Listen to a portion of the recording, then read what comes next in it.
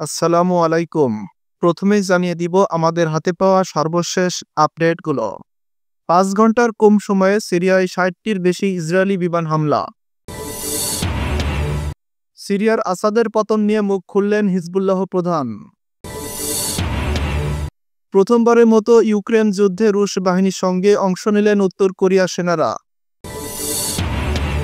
সিরিয়ায় ইসরায়েলি আগ্রাসন, মুখ খুললেন বিদ্রোহী নেতা জোলানি। এবং সর্বশেষ, যে কারণে সিরিয়ার সর্বোচ্চ পর্বত তড়িঘড়ি করে দখল নিয়েছে ইসরায়েল। এতক্ষণ শুনছিলেন সংবাদ শিরোনাম, এখন বিস্তারিত। ইসরায়েলের বিমান হামলা তীব্র হয়েছে এবং ৫ ঘন্টার কম সময়ে সিরিয়ার বিভিন্ন সামরিক স্থাপনায় ৬০টির বেশি বিমান হামলা চালানো হয়েছে। বিষয়টি নিশ্চিত করে জানিয়েছেন ব্রিটিশ ভিত্তিক NGO Syrian observatory for human rights. এনজিওটি তাদের প্রতিবেদনে বলেছে, এই ক্ষেপণাস্ত্র নিক্ষেপের শুরু শনিবার ১৪ ডিসেম্বর সন্ধ্যায়। ৬১টি বিমান হামলা সিরিয়ার ভূখণ্ডে পরিচালিত হয়েছে এবং এই আক্রমণ এখনও চলছে। হামলাগুলো মূলত সামরিক অবকাঠামো এবং অস্ত্রের গুদামগুলোকে লক্ষ্য করে চালানো হয়েছে। এসব গুদামে প্রচুর পরিমাণে ক্ষেপণাস্ত্র, গোলাবারুদ, মর্টার এবং অন্যান্য সামরিক সরঞ্জাম মজুদ ছিল, যা ধ্বংস করার লক্ষ্যে ইসরায়েলি এই হামলা। এদিকে সিরিয়ার আসাদের পতন নিয়ে মুখ খুললেন হিজবুল্লাহ প্রধান। বিদ্রোহীদের দামেস্ক দখলের হুমকির মুখে গত রোববার দেশ ছেড়ে রাশিয়ায় পালিয়েছেন সিরিয়ার ক্ষমতাচ্যুত প্রেসিডেন্ট বাশার আল আসাদ। এই ঘটনায় সবচেয়ে বড় ধাক্কা খেয়েছে মধ্যপ্রাচ্যে ইসরায়েল বিরুদ্ধে লড়াই করা লেবাননের সশস্ত্র আন্দোলন হিজবুল্লাহ।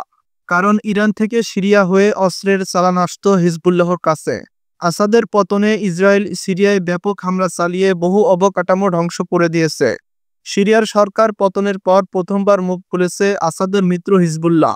অথচ আসাদের পতনের ঠিক কয়েকদিন আগেও সিরিয়াতে বিদ্রোহীরা পরাজিত হবে বলেছিল গোষ্ঠীটি।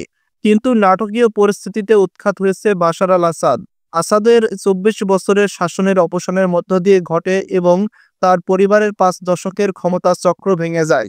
হিজবুল্লাহর নতুন প্রধান শেখ নাঈম কাশেম শনিবার স্বীকার করেছেন, বিদ্রোহী আক্রমণের মাধ্যমে বাশার আল আসাদের শাসনের পতনের পর সিরিয়ার মধ্য দিয়ে অস্ত্র সরবরাহের পথ তারা হারিয়েছে।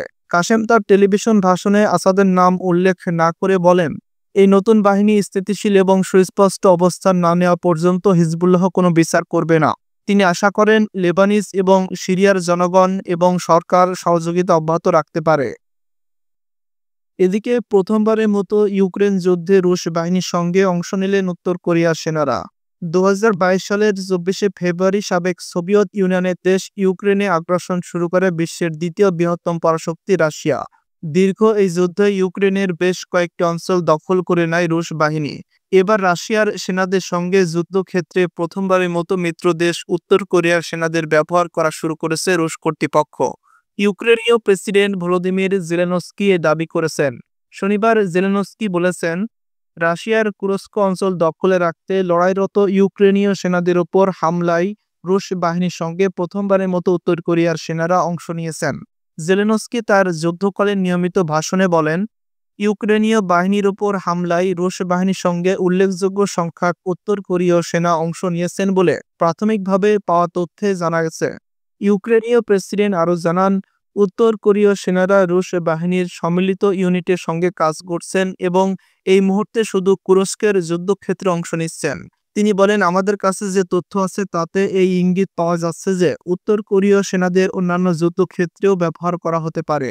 ইউক্রেনীয় সেনাদের বিরুদ্ধে লড়াইয়ে উত্তর কোরিয়ার সেনারা অংশ নিলেও এ পর্যন্ত ইউক্রেনের ভূখণ্ডে তারা প্রবেশ করেননি। ইউক্রেনের প্রেসিডেন্ট বলেন, এই যুদ্ধে উত্তর কোরীয় সেনাদের সক্রিয় অংশগ্রহণ নতুন উত্তেজনা তৈরি করেছে।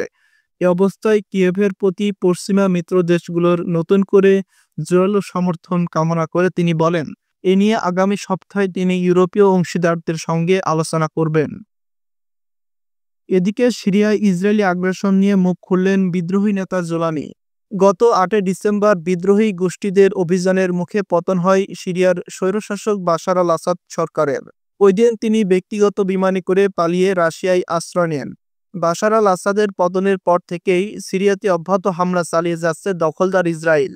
এরই মধ্যে দেশটির সামরিক লক্ষ্যবস্তুতে অন্তত ৪৮০টি বিমান হামলা চালিয়েছে ইসরায়েল।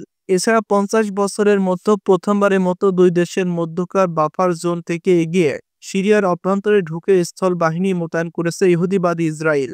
ইসরায়েলের এত আগ্রাসী কর্মকাণ্ডের পরও এতদিন কোনো মন্তব্য করেনি সিরিয়ায় বিদ্রোহী গোষ্ঠীগুলোর নেতা।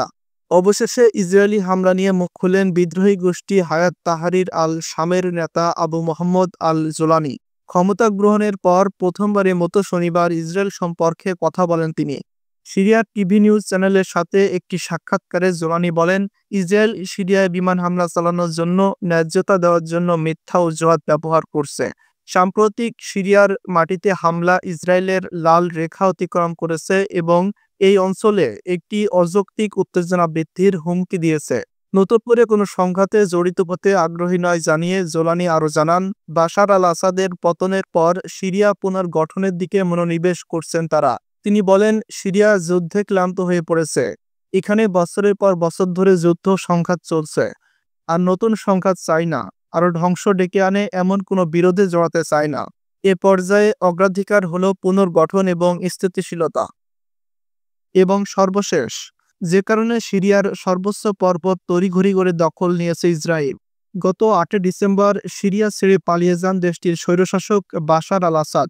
বিদ্রোহীদের আক্রমণের মুখে জীবন বাঁচাতে তিনি পালিয়ে যান রাশিয়ায়।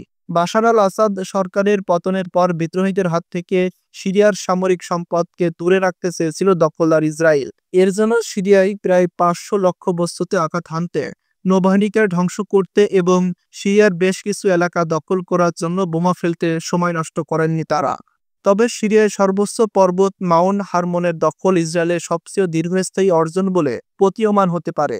Jerusalem institute for strategy and security এর পরিচালক এফ্রাইম ইনবার বলেছেন, লেবানন সিরিয়া ইসরায়েলের দিকে তাকালে এটি একটি অঞ্চলের সর্বোচ্চ স্থান। এটি কৌশলগতভাবে অত্যন্ত গুরুত্বপূর্ণ। পাহাড়ের কোনো বিকল্প নেই। শুক্রবার ইসরায়েলের প্রতিরক্ষামন্ত্রী ইসরায়েল কাটোজ সেনাবাহিনীকে শীতকালীন কঠোর পরিস্থিতির জন্য প্রস্তুত থাকার নির্দেশ দিয়েছে। তিনি এক বিবৃতিতে বলেছেন, সিরিয়ার পরিস্থিতির কারণে নিরাপত্তার জন্য মাউন্ট হারমনের চূড়ার উপর আমাদের নিয়ন্ত্রণ বজায় রাখা অত্যন্ত গুরুত্বপূর্ণ।